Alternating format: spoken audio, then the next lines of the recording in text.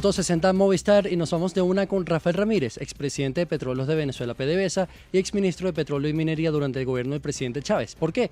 Porque él denuncia que Tarek El Aissami, el exministro del Poder Popular de Petróleo en el vecino país, está persiguiendo a Ramírez por una candidatura recientemente anunciada por él. Y pues vamos a preguntarle cuál es esta denuncia que él hace y por qué lo llama una persecución del gobierno de Maduro. Ministro Ramírez, bienvenido a Sigue la W. Buenas tardes. Bueno, buenas tardes. Sigue la W, buenas tardes Colombia. Bueno, sí, efectivamente, desde que yo renuncié al gobierno de Nicolás Maduro en diciembre del año 2017, he sido objeto de todo tipo de agresiones y de persecución política que, bueno, me tienen exiliado del país, ¿no? Vivo en Sí. Europa, en Italia, bajo protección como perseguido político, bueno, porque el gobierno de Nicolás Maduro ha utilizado la justicia, ha judicializado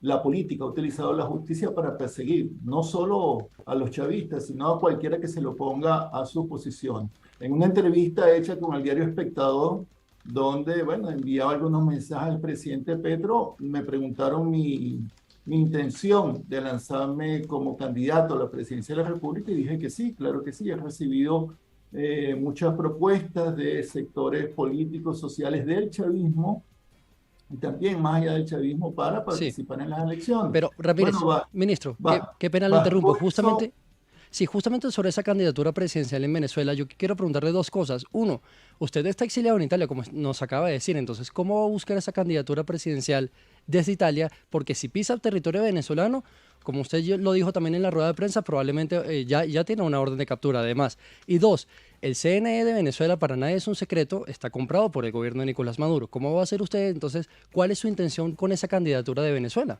a la presidencia de no, Venezuela? es lo que te quería decir, porque fíjate que tan pronto anuncié mi candidatura, comenzó Diosdado Cabello con un ataque frontal en mi contra, despiadado, aprovechando de todo el poder que tiene.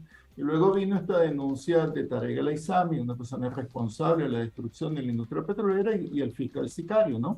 Ese fiscal está señalado por crímenes de lesa humanidad, más de 14.000 ejecuciones extrajudiciales de acuerdo a la ONU. Y los dos, Diosdado y Tarek, tienen órdenes de captura en el exterior. Ahora, ¿de qué se trata? Bueno, esto es una estrategia que tiene que venir por etapas.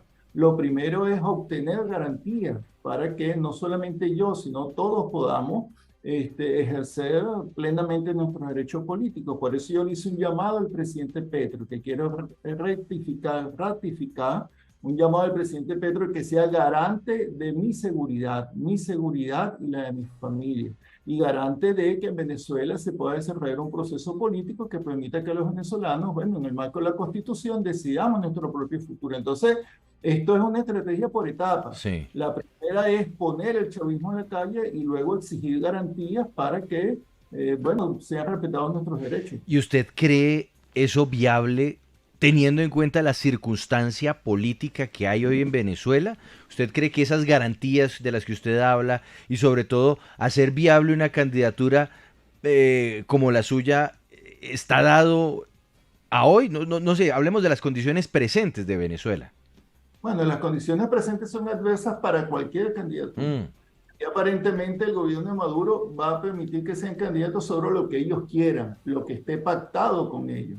Pero no se trata de eso. Los venezolanos tenemos que rescatar nuestros espacios democráticos. No solamente para efectos de una candidatura, sino todos los derechos venezolanos de los trabajadores, de los campesinos, de los estudiantes, para exigir nuestros derechos. Ahorita Venezuela, el problema, lo que yo quiero es romper el miedo que hay en el país. Venezuela está sometido a una verdadera dictadura. Si esta entrevista la tuviéramos en Venezuela, usted iría preso. Si esta entrevista, si cualquier persona de cualquier medio de comunicación me abre un espacio, va preso, acusado de cualquier cosa, es amedrentado. Hay cientos de presos políticos. Ahora, eso no quiere decir que te vas a quedar callado. Y Colombia es el mejor ejemplo.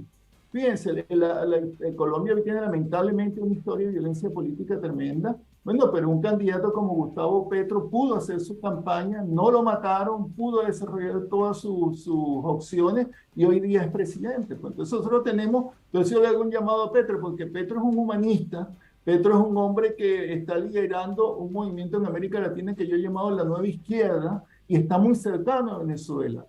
Por eso a Maduro no se le puede dar un cheque en blanco, hay que poner condiciones. Y Petro debería ser un garante de que existan condiciones para la participación política en nuestro país. Sí, ahora, ministro Ramírez, yo quiero volver a las denuncias que le hace Tarek El Aissami sobre el supuesto desfalco que lo acusa el gobierno de Maduro a usted en PDVSA. Recordemos que usted presidió PDVSA por 13 años, de 2002 a 2014. Y esa empresa fue la segunda petrolera más importante del mundo. Pero pasaron dos cosas. Uno, el gobierno de Chávez, del cual usted hizo parte, despidió a 18.000 empleados sin liquidación alguna. Usted lo presidió por 13 años. Antes del gobierno de Chávez, PDVSA exportaba 3 millones de barriles diarios y ahora no llegan ni a los 800.000. Entonces, ¿por qué usted está denunciando y señalando únicamente al gobierno de Maduro y directamente al gobierno de Maduro si al gobierno de Chávez se le acusa de exactamente lo mismo? Bueno, obviamente tú no conoces la historia del país, realmente eres muy joven, ¿no? Pero en el año 2002 la industria petrolera fue saboteada por la gerencia que la conducía.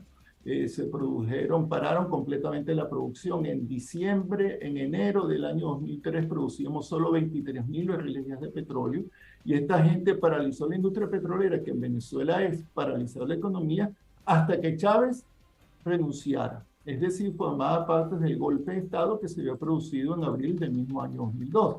Entonces ahí hubo una actuación del Estado donde salieron de la empresa 19.500 personas, pero era un tema de seguridad del Estado. Además, ellos abandonaron la industria porque ellos decían que hasta que Chávez no se fuera, no volvían. Bueno, y lo que hicimos fue que nosotros rescatamos la industria petrolera porque se fueron 19.000, pero quedaron 20.000 más.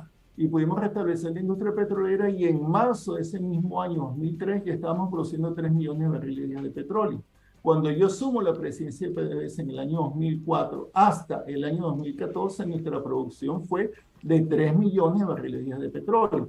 ¿Qué pasó? Que cuando llegó Nicolás Maduro, intervino PDVSA, nos persiguió a todos los que estábamos ahí. Hay más de 150 gerentes presos. Bueno, y la producción está ahorita en 600.000 barriles. Está por debajo de la producción de Colombia. Eso no había sucedido en ningún país porque ellos desviaron los recursos de la industria petrolera, pero es importante que aquí no estamos hablando de apreciaciones subjetivas, esos son números.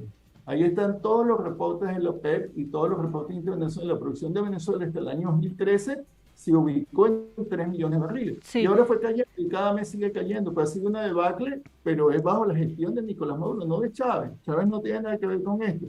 Porque ahora el madurismo ha tomado la táctica de culpar a Chávez de lo que está pasando, porque Chávez no se puede defender. Por eso yo defiendo a Chávez.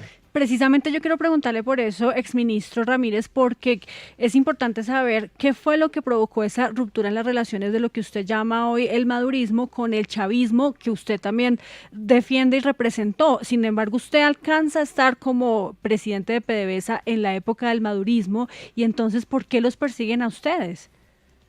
Bueno, porque yo en el año 2014 fui nombrado vicepresidente económico, además de mis responsabilidades petroleras, y bueno, y le propuse a Nicolás Maduro que ante la caída de los precios del petróleo tomáramos un conjunto de decisiones económicas para salvaguardar nuestra economía y nuestra conquista social.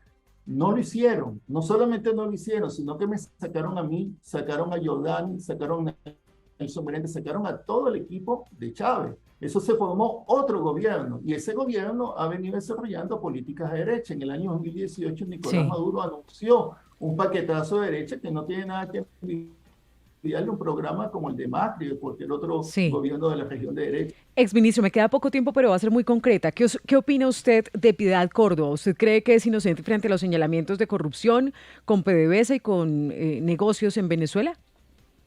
No puedo decir, no puedo hacer ningún señalamiento porque yo no soy juez y eso es muy peligroso. Claro, pero como criterio de candidato presidencial a Venezuela, ¿qué opina? No, lo que yo sí sé es que ella es una persona estrechamente vinculada a Nicolás Maduro, a Alex Saab y todo ese grupo, pero ella determinada que sea culpable de cualquier cosa, no puedo hacer eso. Expresidente de Petróleos de Venezuela, PDVSA, y exministro de Petróleos y Minería en Venezuela, Rafael Ramírez, ahora con miras a una candidatura presidencial. Gracias por estar con nosotros en Sigue la W. Una buena tarde. A ustedes, un abrazo. Muchas gracias.